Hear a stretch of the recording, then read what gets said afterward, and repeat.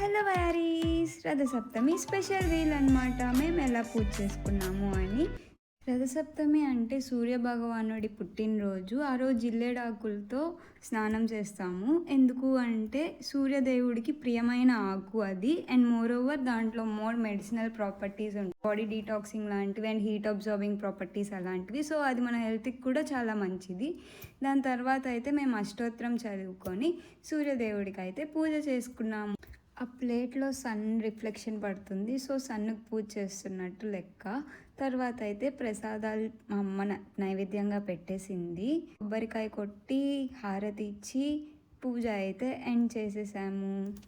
చింటుగాడు వచ్చి ఇక్కడ ఏదో వింత జరుగుతుంది అని చెప్పి రెండు చిన్ని చిన్ని కళ్ళేసుకొని చాలా వింతగా చూసి అబ్జర్వ్ చేస్తున్నాడు, ఏం చేస్తున్నారు వీళ్ళు అని. ఆ రోజైతే చిక్కుడుకాయ కూర చేసింది. తర్వాత ఆదిత్య హృదయం అయితే చదివి వినిపించింది. మమ్మల్నే చదవమంది. మేము చదివితే బూతులు వస్తాయని మా అమ్మనే చదవమని చెప్పాము. తర్వాత అయితే ప్రసాదం అందరికీ పెట్టేసింది. చింటుగాడైతే ఎం ఎం ఎం ఎం ఎం అని తినేశాడు. మా ఇంట్లో పెద్ద భక్తుడు మా చింటూ సాబే. Love you వయారీస్.